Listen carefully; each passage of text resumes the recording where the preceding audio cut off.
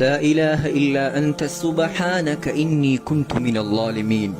அருள்மறை திருக்குர்ஆன் தன்னகத்தே பொதிந்து வைத்திருக்கக்கூடிய தன்னிகரற்ற ஒரு மந்திர சொல் என்று இதற்கு சொன்னால் அது மிகையாகாது. ஏனென்றால் அல்லாஹ்வின் நல்லடியார்களே, ஹஸரத் யூனுஸ் அலைஹிஸ்ஸலாம் 3 இருள்களுக்குள் சிக்கினார்.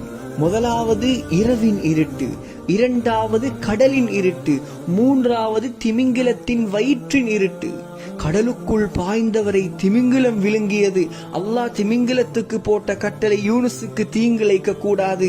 அந்த வயிற்றுக்குள் பல அறிவிப்புகள் இருக்கிறது. ஒரு அறிவிப்பின்படி 40 நாட்கள் இருந்தார்.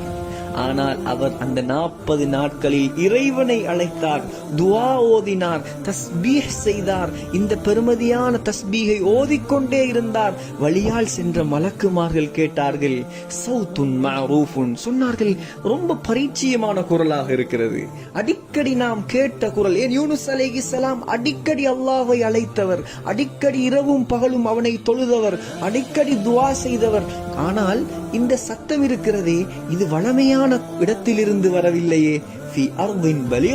அது புதியோர் இடத்தில் இருந்து வருகிறது. ஏதோ சிக்கலில் மாட்டியிருக்கிறார். அல்லாஹ்விடம் போனார்கள், பரிந்துரை செய்தார்கள். யா அல்லாஹ், அடியானுடைய உன்னுடைய நல்லடியானுடைய அஃபய குரல் கேட்கிறது.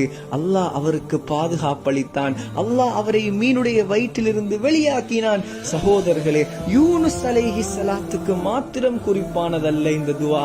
அல்லாஹ் குர்ஆனில் சொல்கிறான், வகதாலிக நுஞ்சில் முஃமினீன். மீன்கள், ஈமானுள்ளவர்கள், அல்லாஹ்வுடைய அடியார்கள் சிக்கலின் போது, கஷ்டத்தின் போது, துன்பத்தின் போது, இடரின் போது, பிரச்சனையின் போது அல்லாஹ்வை அழைத்து இந்த தஸ்பீஹை, இந்த இஸ்திக்ஃபாரை ஓதினால் நிச்சயமாக அல்லாஹ் பாதுகாப்பான்.